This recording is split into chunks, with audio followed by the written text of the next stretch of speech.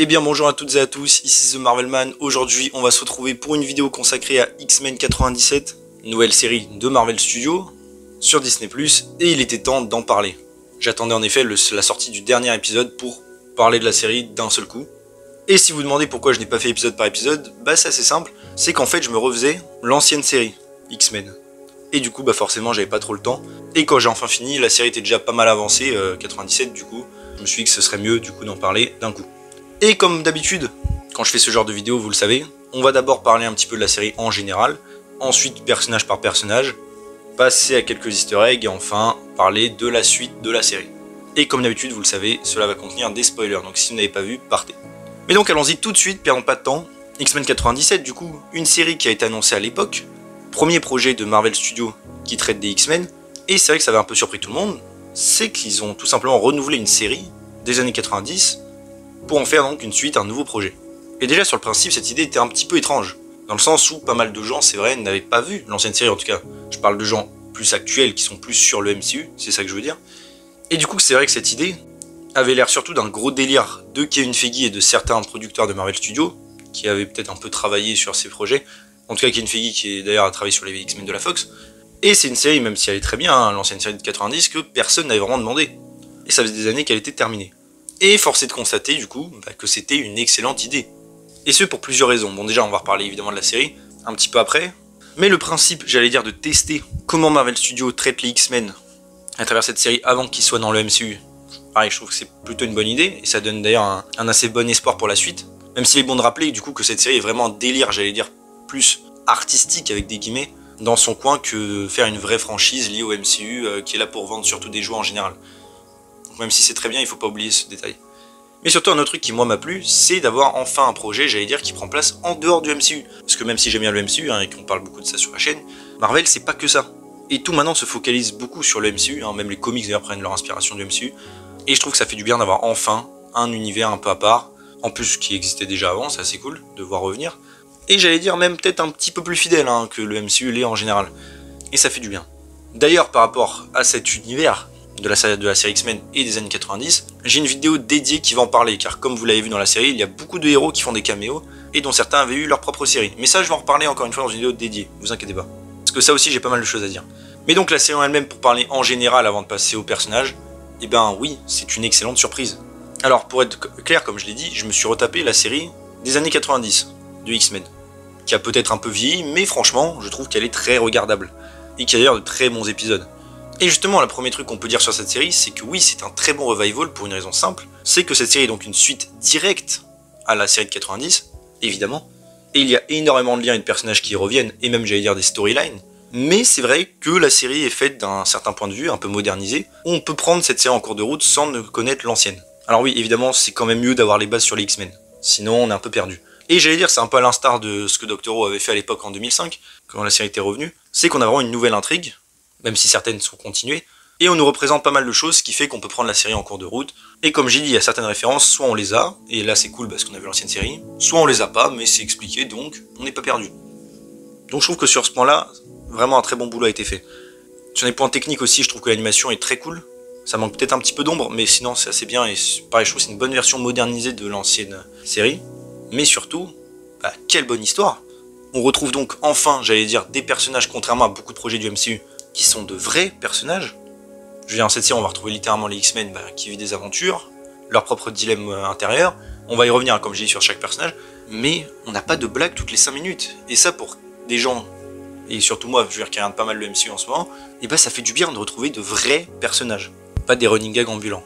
On a aussi d'ailleurs le thème, on va dire, principal des X-Men, hein, évidemment, à savoir l'acceptation, la tolérance, tout ça, qui sont mis, j'allais dire, illustrés de manière vraiment très bien dans cette série, que ce soit évidemment avec les Sentinelles, enfin toute l'histoire hein, de cette première saison, qui est remise un petit peu aussi au goût du jour, de manière peut-être un peu plus prononcée que l'ancienne série, plus en profondeur, plus adulte aussi, ce qui est surprenant d'ailleurs, hein, vu que ça a été fait entre guillemets par Disney. Mais oui, tous les thèmes des mutants, évidemment, que ce soit par rapport à l'arc de Magneto, de Professeur X, ces deux visions qui s'affrontent, parfaitement illustrés. Et ça fait vraiment plaisir. Et surtout d'avoir, comme j'ai dit, des thèmes sérieux et abordés de manière adulte. Et c'est pas parce que c'est une série animée ou que c'est un truc, j'allais dire, peut-être plus pour les enfants avec des guillemets, que ça doit me prendre pour des imbéciles. Non. Là, dans cette série, il y a des choses sérieuses, des actes violents et brusques. Évidemment, je pense à en particulier l'épisode avec Genosha, bien sûr, qui était vraiment masterclass pour le coup. Et voilà, j'ai envie de dire, ça fait plaisir d'avoir enfin un projet Marvel qui se prend au sérieux, parce que ça c'est important, et qui me prend pas moi pour un imbécile. Ça vraiment, ça fait plaisir.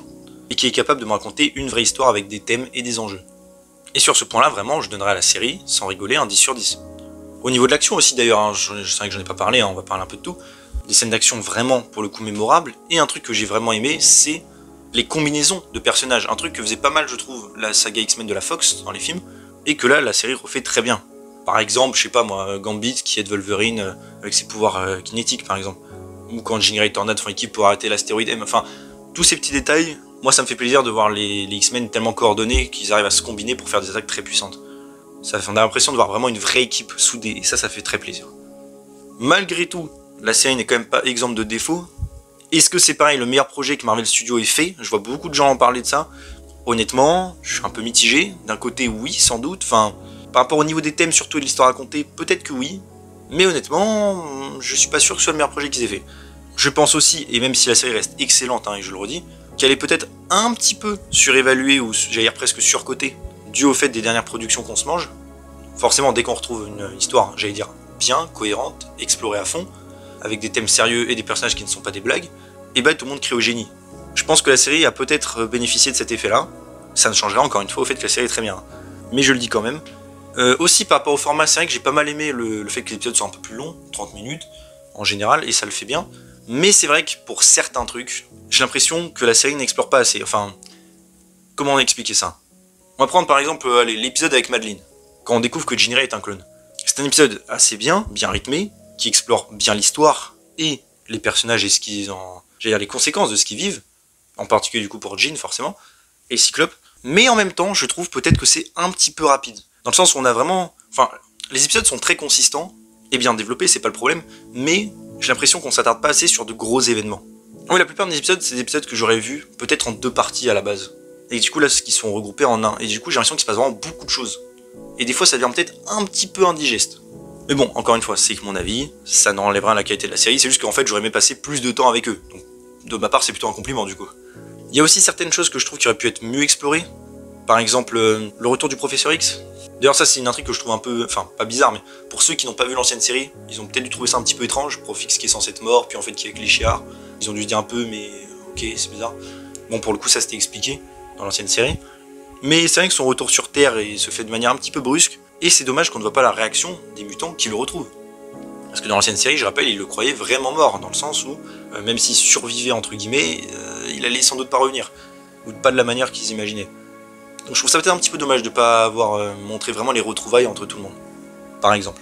Pareil, l'épisode de Genosha, qui est très bien, hein. Celui d'après avec Tornade, même s'il est très cool, et d'ailleurs j'ai adoré la scène de Tornade, très inspiré de Man of Steel d'ailleurs, il y en a beaucoup des références à ça. Je trouve peut-être que ça vient un peu casser le timing et le choc, on va dire, de l'épisode de Genosha. Mais bon, c'est pas très grave, hein, encore une fois. Sinon, j'ai bien aimé, comme j'ai dit, aussi l'intrigue générale de, en gros, Bastion, qui fait son plan avec Mister Sinister et les autres, pour faire évoluer le futur. Je trouvais ça assez cool. Et du coup, bien dans la thématique des mutants et de l'acceptation. Franchement, tout s'est bien imbriqué de ce point de vue-là. Et ça fait plaisir parce qu'on voit vraiment que ça a été fait par un fan, en l'occurrence. Dommage que le scénariste, du coup, se soit fait virer. On sait toujours pas vraiment pourquoi, d'ailleurs. Hein. Mais il s'est occupé de la 2e saison, donc au moins, j'allais dire, je m'attends à quelque chose de bien. Et on verra pour la suite. Un truc aussi, ça, dont j'ai pas parlé et qui est pas dérangeant, mais un peu étrange, c'est que cette série possède pas mal de retcon, vous savez, c'est-à-dire la continuité qui est un peu modifiée, des petites incohérences entre guillemets qui sont expliquées des fois. Et cette série en possède quand même quelques-unes. Le casque de Magneto qui bloque la télépathie, ça c'était pas le cas dans la série X-Men de l'époque. Magneto aussi avec les camps de concentration, de souvenirs, c'était pas vraiment non plus expliqué ça, dans l'ancienne série. L'histoire aussi entre Magneto et Malicia, qui existe en comics, hein, je le sais bien, que je trouve un petit peu sorti nulle part, en tout cas au début. Parce que franchement, quand on voit l'ancienne série, oui, je sais qu'ils disent que c'était un peu secret, tout ça, qu'ils faisaient semblant. Franchement, c'est un peu dur à avaler. Dans l'ancienne série, ils ont vraiment l'air de pas se connaître, surtout la première fois qu'ils se voient, et ils s'affrontent, enfin bref. Donc ça, j'ai trouvé un petit peu poussé quand même. Limite, ça aurait été peut-être mieux que la relation entre Magneto et Malicia se développe une fois qu'ils sont au manoir des X-Men. Ça aurait été peut-être plus intéressant, mais bon. L'âge de Jubilé aussi, qui est, j'allais dire un peu n'importe quoi, hein. Elle vient d'avoir 18 ans alors qu'en fait elle l'avait déjà dans l'ancienne série, même bien avant, mais bon, c'est pas très grave. D'ailleurs Jubilé qui a changé de design, hein, parce que elle avait pas mal grandi à la fin de la série X-Men des 90, et là elle est redevenue, j'allais dire, dans son look d'adolescente, c'est un peu bizarre. Mais bon, en tout cas, rien de très grave, hein, vous inquiétez pas. C'est juste qu'il y a quelques petits retcons comme ça que j'ai trouvé un petit peu étranges, mais bon. Il y en avait quand même déjà dans l'ancienne série, hein, par exemple Angel qui connaissait pas vraiment les X-Men et dont on découvrait qu'il était un des membres d'origine plus tard. Donc bon, c'est pas nouveau, mais voilà. Pareil d'ailleurs pour Captain America, hein, on en reparlera peut-être dans ma vidéo dédiée du coup, parce que là on parle vraiment plus des X-Men, mais lui aussi il y a des petites incohérences par rapport à ce personnage et à son histoire dans cette série. Mais donc passons vraiment maintenant personnage par personnage, en tout cas global. On va commencer du coup avec ceux que je trouvais très cool aussi, c'est Cyclope et Jean Grey. Je mets un peu les deux ensemble et je mets le câble aussi. Cyclope du coup qui est beaucoup plus mis en avant dans cette série par rapport au film de la Fox. Ça fait plaisir à beaucoup de monde, je le sais, moi y compris. On va voir Cyclope vraiment leader un peu des X-Men, en tout cas au début, et voir qu'il a vraiment de l'importance, ça fait plaisir, et voir sa relation avec Charles aussi, ça faisait vraiment plaisir. Jean Grey, pas mal aussi, tout son délire évidemment avec Madeleine, les souvenirs et de laquelle est la vraie Jean Grey entre guillemets, tout cette espèce de double identité qu'elle a déjà en fait également avec le Phénix aussi, entre guillemets. Ça explore bien du coup la psyché du personnage et son dilemme. Franchement c'est quelque chose que j'ai bien aimé, et de savoir qui est la vraie mère entre guillemets de Cable, et au final la réponse est bah toutes les deux. Toute son intrigue franchement j'ai bien kiffé, et qu'on revienne aussi sur ses origines qu'on n'avait pas non plus trop vu dans la série 90, avec par exemple le flashback où elle tue sa meilleure amie. Ça c'est un truc qui est dans les comics, hein, et du coup je trouvais ça cool de l'avoir mis ici. Et comme j'ai dit aussi toute l'histoire avec Cable qui revient essayer d'arrêter Genosha en fait depuis plusieurs fois et qui échoue à chaque fois parce qu'il peut pas le changer. Je trouvais ça assez intéressant. Cable qui était aussi dans l'ancienne série d'ailleurs, hein, et qui là est un petit peu différent quand même. J'allais dire un peu plus adouci, après là c'est logique avec l'histoire, hein, donc y a pas de problème. Mais franchement ce couple faisait plaisir. Et c'était cool aussi d'ailleurs que Jean Grey se rapprochait un petit peu de Wolverine à un moment. Bon, on connaît hein, l'histoire entre les trois forcément. C'était assez cool. Wolverine d'ailleurs dont je vais parler en vite fait, qui est d'ailleurs beaucoup moins mis en avant que les films de la Fox. Pareil, ça c'est un truc je sais qui fait plaisir à beaucoup de monde, de se concentrer plus sur les autres mutants. C'est vrai que c'est assez cool. Je veux dire de voir les autres, mais c'est vrai que Wolverine aurait peut-être mérité une plus grosse place dans l'intrigue. Parce qu'apparaître là pour, j'allais dire, tuer tout le monde, et quelques scènes d'action qui sont sympathiques, son histoire est pas très développée, c'est un peu dommage. J'imagine qu'ils le feront plus d'ailleurs dans d'autres saisons. Et d'ailleurs, s'est intrigué de voir ce qu'il est devenu, dans le sens où je rappelle, il a plus son adamantium. Hein. Et que dans cette version-là, c'est les griffes en adamantium qui lui ont été mises. Je veux dire, c'est pas sa mutation d'avoir les griffes en os. Donc à moins qu'il redconne ça, ça va être intéressant de voir comment il va évoluer pour la prochaine saison. Peut-être que Magneto pourrait lui remettre l'adamantium d'ailleurs, hein, on verra. Tiens, Magneto d'ailleurs, parlons-en aussi. Magneto, bon, une version peut-être, j'allais dire, un petit peu classique qu'on a déjà eu, hein, même en général dans les films de la Fox, même dans les comics. Mais ça fait plaisir. Magneto du coup qui essaie d'honorer le Professeur X en faisant son rêve et en étant de bonne foi pendant la plupart du temps de la série, jusqu'à ce qu'il retourne évidemment dans ses travers à la fin, même si comme toujours avec Magneto, c'est compréhensible, dans le sens où il en a marre à chaque fois de se faire trahir par les humains. Tout son arc dans la série était vraiment cool, et le fait qu'il soit même raisonné encore une fois par le Professeur X, tout leur petit délire mental à la fin, j'ai trouvé ça vraiment très cool. Et aussi du coup qu'il lie plus son histoire au camp de concentration forcément, hein, par rapport à ça, et les mutants, le parallèle toujours est très bien. Et j'ai trouvé vraiment stylé et très puissant, et ça m'a fait plaisir. Franchement toute la scène avec où il change et qui va au pôle Nord avec le magnétisme, c'était très très stylé. Donc vraiment Magneto, un des meilleurs persos de la série, mais en même temps, c'est le personnage qui veut ça en général. D'ailleurs parlons de son ami, Professeur X du coup, Charles, qui n'est pas très présent dans la série, même si pour le coup c'était logique puisqu'il est censé être mort et qu'il n'était pas là. Mais oui, j'ai bien aimé en effet sa petite histoire, le délire où il veut devenir l'empereur des chiards, c'était assez bien. Après comme je l'ai dit, peut-être dommage pour cette partie-là précise, pour ceux qui n'ont pas vu l'ancienne série, je pense que c'est un petit peu déroutant. Parce que dans l'ancienne série, on sait vraiment ce qui unit lui et Lilandra, dans le sens leur amour et tout, avec la saga du Dark Phoenix. Donc moi personnellement ça me faisait très plaisir, mais pour ceux qui n'ont pas vu l'ancienne série, je pense que c'est un peu déroutant. Mais c'était cool, jusqu'à ce qu'il soit évidemment terrorisé quand il découvre ce qui se passe actuellement sur Terre, et qu'il décide de revenir. Mis à part ça aussi, c'était cool de le voir plus utiliser ses pouvoirs, parce que dans l'ancienne série, c'est vrai qu'il était très calme par rapport à ça, justement. Et d'ailleurs, quand il attaquait Magneto de toute sa puissance, honnêtement, je pense que tout le monde l'a cru, j'ai cru qu'on allait voir Onslaught. Mais bon, en vrai, c'est assez cool, ça aurait été peut-être dommage de le mettre en place juste dans le dernier épisode, donc je suis pas déçu. Juste un moment, j'y ai cru pendant 2 secondes et j'ai eu un peu peur. Donc franchement, très cool. On peut parler aussi du coup de Tornade. Tornade qui a un arc pareil très intéressant, j'ai trouvé. C'est sa peur de l'humanité, son dilemme avec le fait d'être humaine. Et j'ai bien aimé du coup que le fait que ses pouvoirs soient supprimés soit en fait, j'allais dire presque un blocage psychologique.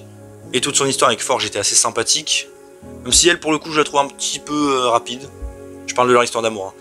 Mais mis à part ça, ouais, son arc et tout était très cool. J'ai adoré la scène où elle retrouve ses pouvoirs. Encore une fois, très inspiré de Man of Steel. D'ailleurs, c'est le scénariste qui l'a dit. Ça faisait vraiment plaisir voir sa toute puissance dans tous les épisodes avec sa musique. Quand elle détruit les sentinelles, tout ça, franchement, parfait. Donc Tornade, même si, ouais, peut-être un peu trop séparé de la team dans cette saison, même si c'est logique, j'ai vraiment aimé son personnage. Tout son arc et tout était très très cool.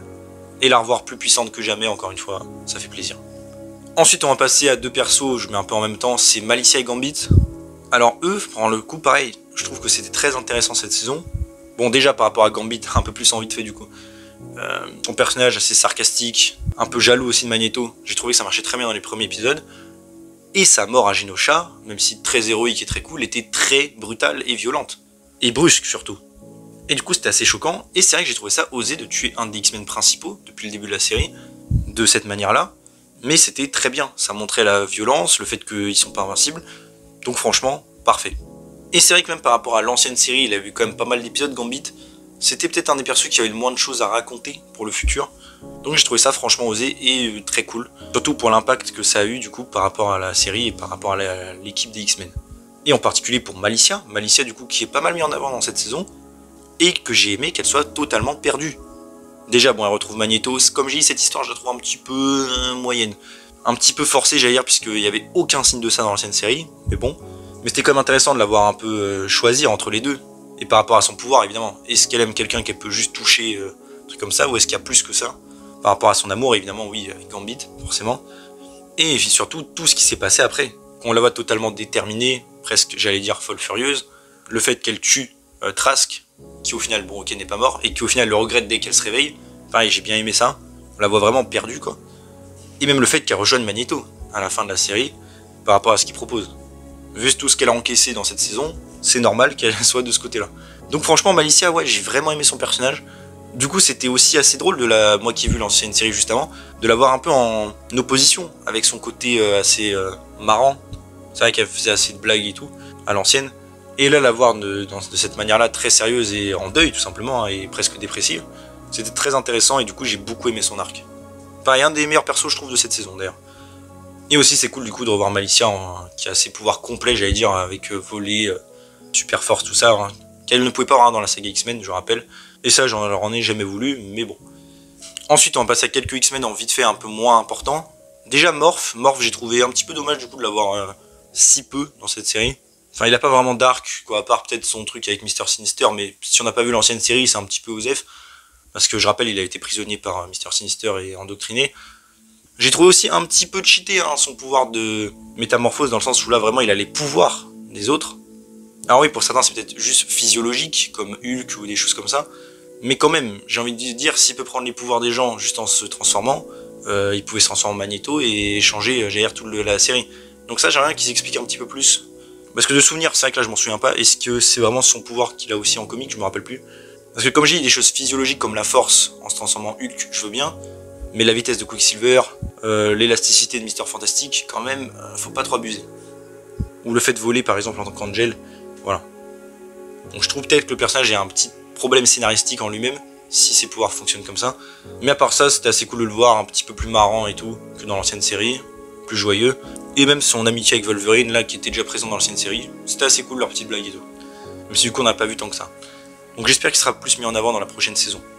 On a aussi Jubilé qui n'est pas si intéressante que ça cette saison. Bon, pour le coup, c'est vrai que l'ancienne série l'avait plus mise en avant. Et excepté surtout, j'allais dire l'épisode avec Mojo, et le fait qu'elle veuille pas grandir, entre guillemets, et qu'elle passe un peu à l'âge adulte. J'ai trouvé ça assez cool. Après, c'est un peu stupide, puisque comme j'ai dit, 18 ans, elle les avait déjà dans l'ancienne série. Donc c'est un petit peu débile, mais bon. Et même sa relation, du coup, avec Roberto, qui était d'ailleurs en New Mutant, si vous vous rappelez, je l'ai trouvé assez cool. C'est deux persos qui se complètent bien, c'était jeune, tout ça, c'était assez bien. Et même Roberto, même si, comme je dis, pas très exploré, l'histoire avec sa mère, le fait qu'il ait peur d'en parler, mais qu'il le savait déjà, c'était cool. Jusqu'au plot twist où en fait elle le livre aux sentinelles. Voilà quoi. Mais j'ai bien aimé du coup leur petite histoire, même si c'est des persos assez secondaires. C'était sympa. Aussi, c'est vrai, j'ai même failli l'oublier, c'est le Fauve. Le Fauve qui a pas eu grand chose à faire dans cette saison. Alors ouais, il est là, il a des scènes d'action sympathiques. Il sort toujours évidemment ses phrases philosophiques, c'est assez cool. Mais mis à part ça et sa petite histoire avec la journaliste, qu'en comics d'ailleurs il fréquente, il a pas eu pareil grand chose à faire. Peut-être un petit peu dommage et j'espère en voir plus sur lui. Et un dernier d'ailleurs où je suis un petit peu déçu, enfin pas trop déçu mais surpris, c'est Bishop. Bishop qui était beaucoup dans l'ancienne série des années 90, qu'il a été piégé avec eux, on ne sait pas vraiment pourquoi, on n'a pas vu comment il a atterri là. Enfin oui, sa machine est cassée, mais je veux dire, qu'est-ce qu'il a amené ici? Et c'est vrai qu'il disparaît au final assez vite de l'intrigue, alors que je pensais qu'il serait un des X-Men principaux, enfin de l'équipe. Alors c'est pas triste ou quoi, hein, mais enfin c'est pas décevant, mais je sais pas, ça m'a un peu surpris qu'il soit pas plus mis en avant. Et on a aussi du coup Diablo qui est de retour dans cette série, qui est toujours entre guillemets frère de Malicia, c'était introduit dans l'ancienne série avec Mystique. Franchement c'était assez cool. Diablo du coup qui a été beaucoup plus mis en avant parce que dans l'ancienne série il apparaît pas tant que ça, donc là ça faisait plaisir. Et j'ai adoré surtout les scènes d'action avec lui. L'effet de sa téléportation en animé était très très cool. Et les scènes de combat surtout avec Wolverine là, avec les sabres et tout, j'ai trouvé ça très très cool. Donc Diablo franchement pareil, très bonne addition à l'équipe et en espérant qu'il reste après forcément. Ensuite passons un petit peu sur les méchants. Alors déjà on a Trask qui était déjà dans l'ancienne série. Le fait que pareil il soit complètement dépassé par la situation de ce qu'il a créé, j'ai trouvé ça assez cool. C'est assez logique quoi le perso. Je veux dire c'est un peu comme le gars qui fait Frankenstein hein, forcément, le gars avec la créature qui dépasse son contrôle. C'est assez intéressant. Mister Sinister aussi qui est toujours en train de faire ses expériences, le fait qu'il s'associe du coup à Bastion, j'ai trouvé ça cool. Et c'était bien aussi d'avoir Mister Sinister de retour un peu plus principal. C'était un méchant que j'aimais bien dans l'ancienne série aussi, qui a eu pas mal d'histoires, dont on découvrait d'ailleurs la backstory dans un des derniers épisodes de l'ancienne saison, des années 90, donc c'est intéressant. D'ailleurs je me demande ce qui va lui arriver, hein, vu depuis qu'il a vieilli. Je pense qu'il va réussir à se reconstruire, mais voilà. Et je suis content qu'il s'en débarrasse pas aussi vite d'ailleurs. Sinister, je trouve que c'est un bon méchant, donc c'est cool de le garder. Mais Bastion, c'est vrai que j'ai franchement bien aimé le personnage. Alors peut-être qu'il apparaît un petit peu tard dans l'histoire, ça aurait été peut-être mieux de l'introduire plus tôt, je pense. Mais franchement, j'ai aimé toute son histoire. Le fait presque, j'allais dire que c'est un frustré de sa mutation. Le fait, pareil, tout son plan en fait, avec les mutants. Et le futur radieux, on va dire, que le professeur X avait imaginé, entre guillemets. Je trouvais ça intéressant. L'histoire avec sa mère aussi. Et c'était un méchant assez charismatique. Le seul problème, c'est que c'est vrai que je trouve que la résolution du coup arrive peut-être un petit peu vite. Je veux dire, déjà Magneto qui peut désactiver tout le monde d'un coup, c'était un peu cheaté, même si cohérent. Et même à la fin, Bastion et tout le combat avec les X-Men était cool. Le fait que les X-Men essaient de le raisonner aussi, je trouvais ça sympa parce que, même si ça peut paraître cliché, c'est l'état d'esprit du professeur X à la base, et les X-Men poursuivent sa voie, donc forcément c'était logique. Est-ce qu'il est vraiment mort d'ailleurs après avoir explosé là? Sans doute. On verra, peut-être qu'il pourrait revenir. Mais voilà, même si j'ai aimé Bastion, je trouve qu'on n'en a pas assez profité au final. Toute son histoire, j'allais dire, est bonne. Son état d'esprit aussi est intéressant, je veux dire. Ce qu'il veut accomplir, tout ça, c'est très bien. Enfin, c'est très bien. C'est intéressant, c'est que je l'avais bien développé. Mais je trouve peut-être un peu dommage, comme je dis, de ne pas avoir passé plus de temps avec lui. Donc voilà, peut-être mon petit point noir de la série. Mais mis à part ça, voilà, tout le délire avec les sentinelles, toujours l'humanité, entre guillemets, à son pire contre les mutants. Très bien fait, et totalement dans le thème de la série, donc beaucoup aimé ça. Aussi, je voulais parler un petit peu en vite fait là de partie plus easter egg, après les personnages. En effet, on a beaucoup de personnages qui apparaissent dans la série, et comme je dis, on va en reparler. Déjà, on a Captain America, Iron Man, Fatalis, Zemo, Spider-Man, avec MJ aussi d'ailleurs, Daredevil, Doctor Strange, Black Panther, Cloak et Dagger, le Général Ross, Hulk, techniquement, un petit peu, mentionné en tout cas. Aussi William Stryker, un méchant d'X-Men. Et ça, franchement, j'ai trouvé ça assez cool. Ces easter eggs là, en fait, agrandissent l'univers. Bon, encore une fois, on va reparler de l'univers dans une vidéo dédiée, parce que c'est plus compliqué que ça en a l'air. Mais c'était assez cool de les revoir, en particulier Spider-Man du coup, qui avait déjà eu un crossover avec les X-Men. Même si j'ai trouvé son design vraiment étrange, genre modernisé, mais pas forcément bien d'ailleurs. Mais à part ça, c'était cool, et j'avais l'impression vraiment de revoir un univers Marvel à son prime, dans le sens où on a des persos vraiment, pour le coup, plus connus, je trouve, enfin, en tout cas moi, perso, je considère. Et le fait aussi qu'on ait des conséquences, un truc qui manque pas mal au MCU forcément, c'est que des fois les projets sont un peu trop indépendants. Alors oui, je sais, on n'est pas obligé de justifier tout, mais je veux dire, dans Eternal, c'est vrai qu'on se demande que font les autres, par exemple. Et dans ce que j'ai aimé, c'est que dans cette série, il y a un événement qui touche le monde, tout le monde est touché, littéralement. Daredevil se bat avec une des Sentinelles Prime. Voilà quoi. Donc ça, franchement, j'ai bien aimé. J'avais l'impression d'avoir un univers Marvel palpable. Mais comme j'ai dit, vraiment cette partie-là, on va la garder pour une autre vidéo, encore une fois. Je vous tease un peu ça. D'ailleurs, j'ai fait l'oubli, mais on a eu aussi quelques easter eggs, enfin, on a eu une apparition de Mister Fantastique par Morph, une apparition de Ronan l'Accusateur, 2 Camartage, avec Doctor Strange aussi, techniquement. D'ailleurs, le truc que la magie que Forge utilise ressemble beaucoup à celle du MCU, donc c'est marrant. Le Watcher aussi, Watu, qui d'ailleurs n'est pas censé être le même que dans What If, hein, je préviens, car il y en avait un dans l'univers justement des X-Men. Ils ont parlé aussi d'événements point absolu du temps, c'est un truc qu'on a déjà parlé dans la MCU, donc c'était marrant. Et à part ça, on a pas mal aussi de mutants de l'ancienne série qui reviennent, hein, ou qui font des petits caméos. Pour le coup, là, il y en a vraiment beaucoup.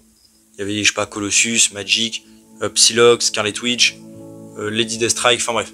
Aussi le Samouraï d'Argent, Omega Red, Dents de Sabre. Bon, encore une fois, je vais pas tous les faire parce qu'il y en a beaucoup pour le coup. Mais ça faisait plaisir de voir ces petits clins d'œil. Et évidemment, c'est des personnages qu'on peut garder pour la suite, forcément. Car en effet, parlons maintenant de ce que annonce la prochaine saison d'X-Men 97. Comme vous le savez, les persos à la fin sont perdus et envoyés dans le temps, à des époques différentes. Du coup, on a, on va dire, la plupart des X-Men qui sont envoyés en moins 3000 dans le désert et ils tombent sur En Sabanour. Donc, je pense que vous avez tous deviné qui c'est, Apocalypse. Donc, ça peut être assez intéressant de les voir avec un jeune Apocalypse dans cette timeline. Ça va être très intéressant à explorer. Et de l'autre côté, Jean Grey et Cyclope qui sont envoyés dans le futur avec a priori Nathan, donc Cable, quand il est enfant. Et évidemment, tout ça avec Bishop qui lui est au courant et va essayer de les récupérer. Et je pense pas que ça va être une partie trop compliquée parce que Bishop est spécialisé justement, j'allais dire, dans le voyage dans le temps. Donc à mon avis, c'est une intrigue qui pourra prendre peut-être la moitié de saison, de la prochaine saison, mais pas trop non plus, j'ai l'impression. Mais ça peut être très intéressant franchement à voir ça. Et un autre truc très intéressant, c'est que Apocalypse est teasé dans une scène post-crédit à Genosha, où il est de retour. Et même ça va paraître, enfin ça va poser peut-être un petit problème. Dans le sens où Apocalypse, dans l'ancienne série, est apparu à de nombreuses reprises, mais la dernière fois qu'on l'a vu, il était littéralement bloqué dans une dimension en dehors du temps. Bref, c'est un épisode un peu compliqué, j'allais dire, avec Cable d'ailleurs, Cable qui avait tout fait pour enfin en venir à bout. Il était plus ou moins détruit. Du coup, le fait que là il soit de retour dans le présent, va falloir expliquer ça. Bon, ils vont l'expliquer j'imagine, mais voilà. Je me demande comment ils vont faire. Et même le fait qu'il rencontre les mutants à l'époque, là, en moins 3000, à voir comment ça va modifier la timeline, parce que de ce qu'on sait, il est pas censé les connaître, hein. Donc s'il les connaît trop tôt, je pense que ça peut influencer l'histoire. Donc à voir comment ça va se passer, mais je trouve que c'est une intrigue qui va être assez intéressante. De voir ces mutants dans une autre époque, pris au piège, et comment tout ça va se mêler. Mis à part ça, et ce que la série, on va dire, nous a montré, je pense aussi, même si les gars un peu plus tard, qu'on pourrait revoir d'anciens personnages de la série, bon déjà Mr. Sinister qui n'est pas mort, peut-être Bastion, s'il a survécu, mais bon, j'y crois moyen. Et à part ça, d'autres mutants, comme la confrérie des mutants, enfin avec Dents de Sabre, Mystique, d'autres persos, Psylocke, peut-être voir de nouveaux X-Men aussi intégrer l'équipe, comme Colossus par exemple, qui plusieurs fois a failli rejoindre l'équipe, hein, dans l'ancienne série, n'a pas pu. Iceman aussi, Bobby Drake qui pourrait revenir, Angel qu'on n'a pas vu dans cette saison. Je veux dire, franchement, il y a du potentiel, quoi. Scarlet Witch aussi, qui d'ailleurs est hors monde de ce qui a écrit à la fin de la série. Quicksilver. Je pense que pareil, tous ces personnages-là peuvent jouer un rôle dans la prochaine saison, voire plus, parce qu'apparemment ils veulent en faire pas mal. De ce qu'on sait, il me semble que c'est déjà renouvelé pour une saison 3, donc voilà, l'histoire va aller loin. Et aussi, encore une fois, je vais en reparler dans une vidéo dédiée, mais par rapport aux autres personnages un peu hors X-Men, comme Captain America, qui a déjà eu un crossover avec Malicia, qui d'ailleurs va falloir expliquer, parce que bon, Captain America, j'en reparlerai, mais il est pas censé être là. Spider-Man aussi, qui a fait un petit caméo, Daredevil, tout ça. Franchement, je pense qu'il y a du potentiel, pareil, pour plus tard. Il y avait des rumeurs aussi qui relancent d'autres séries. Pareil, les gens pensaient à Spider-Man, forcément. Ça pourrait être cool. Mais honnêtement, j'imagine bien peut-être pourquoi pas un crossover, un film même crossover, avec tous ces personnages de cet univers. Ça pourrait être super cool. Mais donc voilà, pour rester un peu en bilan, n'hésitez pas à me dire, vous, ce que vous avez pensé de la série en commentaire. J'ai été un petit peu long, c'est vrai. Mais bon, il fallait quand même revenir sur toute la série. Dites-moi donc ce que vous en avez pensé, vos personnages préférés, si vous avez vu aussi l'ancienne série, par exemple. Et qu'est-ce que vous attendez pour la suite? Est-ce que, pareil, il y a des défauts que vous aimeriez corriger, d'autres choses? Voilà, n'hésitez pas à me dire. En tout cas, j'espère que la vidéo vous a plu, donc si c'est le cas, n'hésitez pas à vous abonner, liker, commenter, partager, activer la cloche, à me suivre sur mes réseaux sociaux et mon Discord, vous allez en description. Et on se retrouve bientôt pour une nouvelle vidéo. Salut tout le monde.